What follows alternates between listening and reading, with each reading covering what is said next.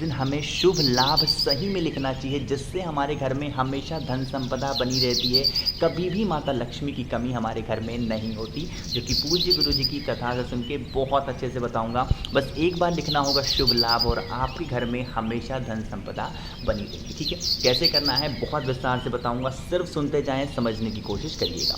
देखो, इसके लिए हमें लेने होंगे दो चीज़ों को। पहली चीज़ लेनी होगी हमें हल्दी, और जब भी मैं बोलूँ हल्दी तो आप अपना कॉमन सेंस लगाया करें, हमें लेनी होती है खड़ी हल्दियाँ, और इस खड़ी हल्दी को पीस करके फिर पाउडर बनाना होता है उपाय को करने के लिए। ठीक है, तो हल्दी ले लिया, हल्दी के साथ फिर हमें लेना होगा सिंदूर या फिर कुमकुम, कुमकुम ले लो या फिर सिंदूर, आपके ऊपर डिपेंड करता है। इन दोनों चीज़ों को लेना, और आपके घर में जहाँ पर भी जिस भी स्थान पे आपके यहाँ भगवान गणेश की फ़ोटो, मूर्ति, प्रतिमा कुछ भी लगी हो, जब आप चतुर्थी का दिन जिस दिन स्टार्ट होता है, आपको पता होना चाहिए कि भगवान गणेश हम सभी के घरों में आते हैं, है ना, विराजमान होते हैं, या फिर कोई उनको बिठाता है, या फिर आप ऐसा मान के चलो कि हमारे घर में ही रहते हैं चतुर्थी के दिन। तो जब भगवान गणेश हमारे घर में आते हैं तो उनके साथ दो लोग और आती हैं, उनका नाम है रिद्धि और सिद्धि। कौन आता है?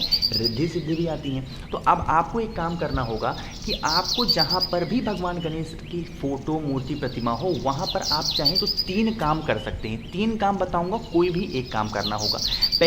पहला काम तो ये है कि आपको उस स्थान पे पहला काम तो ये कि आपको उस स्थान पर 2 बिंदियाँ लगा देनी होगी रिद्धि सिद्धि के नाम की, जहाँ पर भी भगवान गणेश की फ़ोटो, मूर्ति, प्रतिमा हो। क्या लगाओगे? एक बिंदी लगाओगे रिद्धि के नाम की और दूसरी बिंदी लगाओगे सिद्धि के नाम की। ठीक है, पहला काम तो ये हुआ।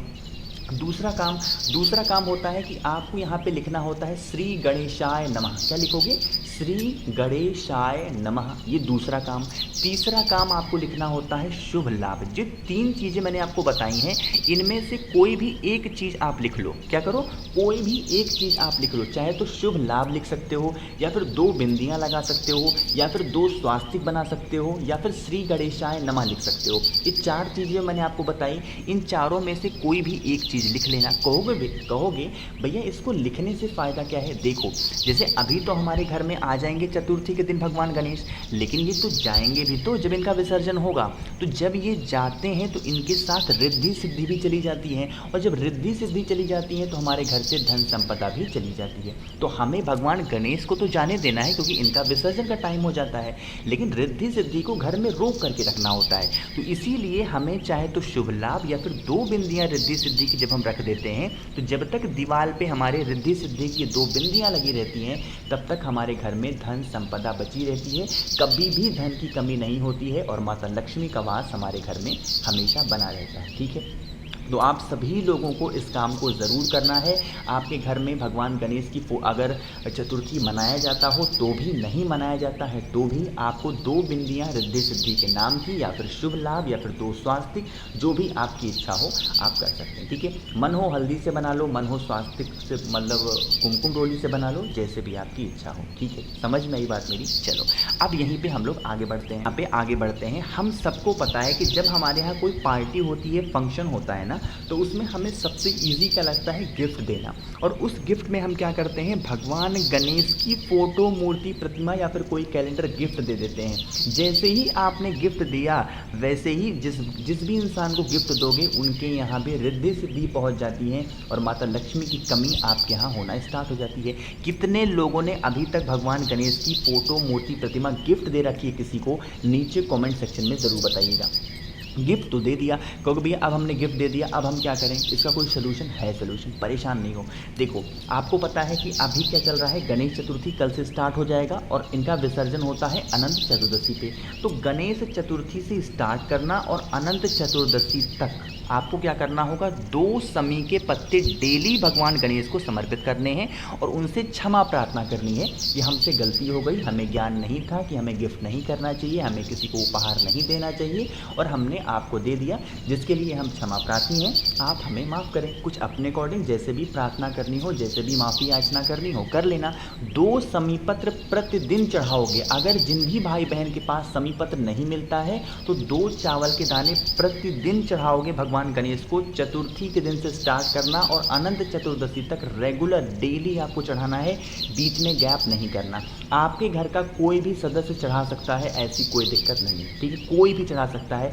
बस 2 चावल के दाने या फिर 2 शमी पत्र चढ़ाना स्टार्ट करो। अगर आपने कभी भी गिफ्ट दिया होगा तो आपकी वो जो भूल चूक होगी भगवान गणेश माफ़ कर देते हैं। क्यों माफ़ करते हैं? सर्वप्रथम पूजनीय देवता हैं, इनको हम लोग बोलते हैं विघ्नहर्ता। तो ऐसा नहीं, बहुत सीधे होते हैं, आपकी सारी गलतियों को माफ़ करेंगे। ठीक, चलो यहाँ पर 2 चीज़ों की बात हमने कर ली जो कि शायद ही आपको ये चीज़ें पता थी, है ना। अब हम लोग आगे बढ़ते हैं, यहाँ पे समझ लेते हैं। लेकिन उससे पहले यह बता दूँ कि मेरी फ़ीस दे के सबको जाना होगा, और मेरी फ़ीस है कि वीडियो को शेयर करना है। आप जिस भी प्लेटफॉर्म पे हो, फेसबुक पे हो, व्हाट्सएप पे हो या फिर इंस्टाग्राम पे हो, कहीं पे भी हो, आप शेयर ज़रूर करोगे, यही मेरी फ़ीस होगी। ठीक है, चलो आप समझते हैं इस तीसरे काम को। हम सभी के घरों में भगवान गणेश की फ़ोटो, मूर्ति, प्रतिमा होगी ही होगी। तो घर में कैसी फ़ोटो होनी चाहिए?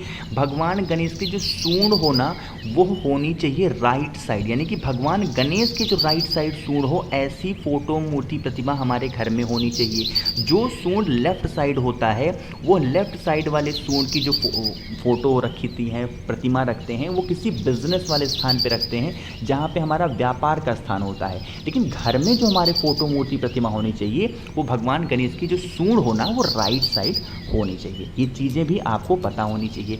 अब देखो, वैसे तो कोई भी फ़ोटो, मूर्ति, प्रतिमा हो जिनकी जो है सूंड राइट साइड हो, लेकिन एक विशेष फ़ोटो यहाँ पर आपको स्क्रीन पे दिख रही है। अगर भगवान गणेश की फ़ोटो, मूर्ति, प्रतिमा आपको रखनी है धन संपदा के लिए, कि कभी भी माता लक्ष्मी की कमी आपके घर में ना हो, तो भगवान गणेश की ऐसी फ़ोटो, मूर्ति, प्रतिमा लाइए जिनकी सूंड तो राइट साइड हो ही हो, साथ ही साथ उनके पेट पे देख रहे हो एक सर्प बंधा हुआ है। अरे बंधा है कि नहीं बंधा है, दिख रही फोटो ना आपको? तो ऐसे सर्प बंधे हुए गणपति की फ़ोटो, मूर्ति, प्रतिमा अगर घर पे रखते हैं तो उससे हमेशा घर में धन संपदा बनी रहती है। अपार धन जिसको बोलते हैं वो हमारे घर में आता है। गुरु जी की ही कथा से स्पष्ट तौर पे सुन के आपको समझा रहा हूँ, तो कंफ्यूज मत होना कि भैया पता नहीं कहाँ से बता रहे हैं। ठीक है, इस बात को विश्वास के साथ समझना।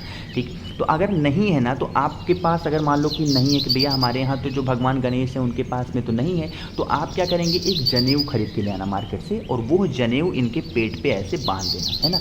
इतना भी कर लोगे तो वो भी धन संपदा के लिए बहुत अच्छा होगा। सूना उनका पेट नहीं होना चाहिए। ठीक है, या तो आप सर्प लपेट दो, सर्प कैसे लपेटोगे, मतलब कि जो आता है डुप्लीकेट टाइप का, वो लपेट दो, या फिर जनेऊ बांध दो, है ना।